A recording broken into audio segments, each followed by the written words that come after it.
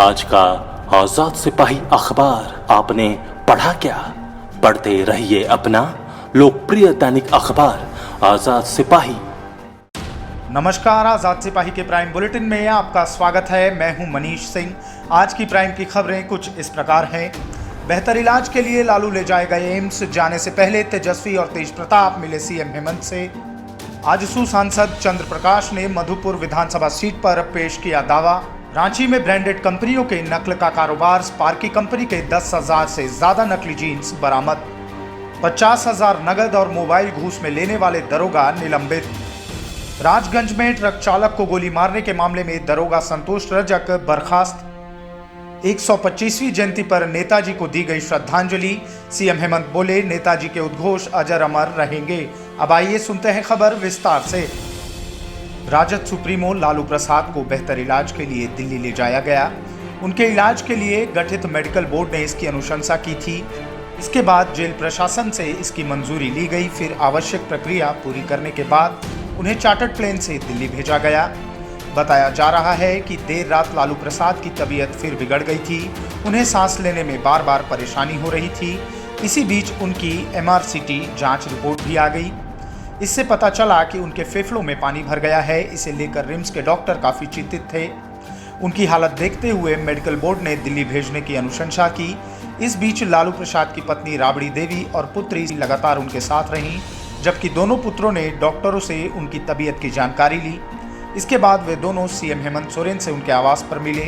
तेजस्वी यादव ने पत्रकारों से कहा कि अपने पिता को दिल्ली लेकर जा रहा हूं, उनकी तबीयत ज़्यादा खराब है। इससे पहले मंत्री सत्यानंद भोक्ता और कृषि मंत्री बादल पत्रलेख भी रिम्स पहुंचे। इसके बाद वे दोनों भी तेजस्वी तेज प्रताप की सीएम से मुलाकात के दौरान मौजूद रहे। तेजस्वी यादव ने लालू की हालत सीरियस बताते हुए कहा कि लालू बहुत तकलीफ में हैं, उन्हें बेहतर इलाज की ज़रूरत है। बता दें कि झारखंड हाईकोर्ट ने भी इस संबंध में पहले ही आदेश दिया है।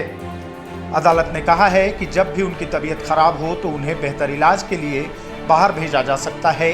विभिन्न जिलों से आए उनके समर्थक हर आने जाने वाले से अपने नेता का हालचाल लेते रहे। हाजी हुसैन अंसारी के निधन से खाली हुई मधुपुर विधानसभा सीट पर एनडीए गठबंधन में शामिल आजसू पार्टी ने दावा कर दिया है। गिरिडीह सांसद सह केंद्रीय उपाध्यक्ष चंद्र प्रकाश चौधरी ने कहा कि दुमका और बेरमो में भाजपा ने चुनाव लड़ा था। मधुपुर में भाजपा समर्थन दे तो मधुपुर सीट को आजसू पार्टी आसानी से झामुमो से छीन लेगी। इस बाबत भाजपा के शीर्ष नेतृत्व से वार्ता की जाएगी। उन्होंने कहा कि विधानसभा चुनाव में आजसू पार्टी और भाजपा के अलग अलग चुनाव लड़ने के कारण झारखंड में यूपीए को मौका मिल गया। अब वैसी राजनीतिक परिस्थिति दोबारा आने नहीं दी जाएगी। उन्होंने कहा कि मधुपुर उपचुनाव को लेकर एनडीए गठबंधन कतई प्रभावित नहीं होगा। उन्होंने कहा कि विधानसभा चुनाव में मधुपुर में आजसू उम्मीदवार गंगा नारायण सिंह को 45,000 मत मिले थे, जबकि भाजपा के राज परिवार ने 65,000 मत पाए थे। झामुमो के हाजी हुसैन अंसारी 88,000 वोट लाकर चुनाव जीते थे। उपचुनाव में भाजपा और आजसू मिलकर लड़ेंगे तो जीत तय है। भाजपा को यहां आजसू को समर्थन देना चाहिए। उन्होंने कहा कि वे रामगढ़ से लगातार विधायक चुने जा रहे थे। वहां भी भाजपा और आजसू के अलग अलग लड़ने के कारण कांग्रेस की जीत हुई। ऐसी 1 दर्जन से अधिक सीटें हैं जो गठबंधन नहीं होने के कारण यूपीए के खाते में चली गईं। उपचुनाव में ऐसी चूक नहीं होनी चाहिए। राजधानी रांची में ब्रांडेड कंपनियों के नकली प्रोडक्ट्स बनाने का कारोबार तेजी से फैल रहा है। पुंदागोपी क्षेत्र के इलाही नगर और जाकिर नगर में पुलिस की टीम ने छापेमारी कर भारी मात्रा में ब्रांडेड कंपनियों के जीन्स बरामद किए हैं। जेके जैन स्पार्की LLP कंपनी के मालिक इंदर शर्मा के साथ पुंदागोपी की पुलिस ने छापेमारी की। इलाही नगर वाले फैक्ट्री से 10,000 जीन्स, 15,000 जीन्स पैंट का चेन, 25 थान कपड़ा और 15,000 स्पार्की का लेबल बरामद किया है। साथ ही जाकिर कॉलोनी की फैक्ट्री से भी कच्चा माल, मशीन और कपड़ा बरामद किया है। इस संबंध में पुंदागोपी प्रभारी अरविंद कुमार सिंह ने बताया कि उन्हें गुप्त सूचना मिली थी कि पुंदाग में डुप्लीकेट जीन्स बन रहा है। उसी सूचना पर छापेमारी की गई। बता दें कि इसके पहले भी हिंदपीढ़ी के खेत मोहल्ला और कोतवाली इलाके में नकली जीन्स फैक्ट्री में छापेमारी की गई थी। भ्रष्ट पुलिसकर्मियों के खिलाफ चतरा एसपी ऋषभ कुमार झा कड़ी कार्रवाई कर रहे हैं। एसपी ने कार्रवाई करते हुए केस के नाम पर 50,000 रुपया और मोबाइल लेने वाले इटखोरी थाना प्रभारी को निलंबित कर दिया है। एसपी ऋषभ कुमार झा ने इटखोरी थाना प्रभारी सचिन कुमार दास के ऊपर लगे आरोप की जांच डीएसपी हेडक्वार्टर से करवाया। जांच के दौरान मोबाइल लेने की बात सही पाई गई, जिसके बाद थाना प्रभारी को निलंबित कर दिया गया। इटखोरी थाना क्षेत्र के बड़हीचक निवासी सुबोध सिंह ने हजारीबाग रेंज के डीआईजी एपी होमकर से शिकायत की थी कि थाना प्रभारी ने काउंटर केस नहीं करने के लिए उनसे एक 25,000 रुपये का मोबाइल और 50,000 रुपये नगद लिए हैं। इसके बाद डीआईजी ने मामले की जांच कराई। 4 वर्ष पूर्व राजगंज में मवेशी ट्रक चालक पर गोली चलाने के आरोपित हरिहरपुर के पूर्व थानेदार संतोष रजक को एसपी असीम विक्रांत मिंज की अनुशंसा पर बोकारो डीआईजी प्रभात कुमार ने बर्खास्त कर दिया है। संतोष रजक का तबादला गढ़वा जिला हो गया था। बर्खास्तगी का पत्र अनुमोदन के लिए गढ़वा जिला भी भेज दिया गया है। दरोगा संतोष रजक के खिलाफ धनबाद में विभागीय कार्रवाई चल रही थी। विभागीय कार्रवाई में संतोष रजक दोषी पाए गए, जिसके बाद उन्हें नौकरी से बर्खास्त कर दिया गया। इस मामले की जांच में एक डीएसपी की भी गर्दन फंसी हुई है। विदित हो कि जीटी रोड में हरिहरपुर के दरोगा संतोष रजक ने चमड़ा परिवहन कर रहे एक ट्रक के ड्राइवर को गोली मार दी थी। मामले ने काफी तूल पकड़ा। इस दौरान तोपचाची थाना के आरोपी इंस्पेक्टर उमेश कच्छप की संदिग्ध अवस्था में मौत हो गई। हालांकि उच्च स्तरीय जांच में उमेश कच्छप की मौत को आत्महत्या करार दिया गया।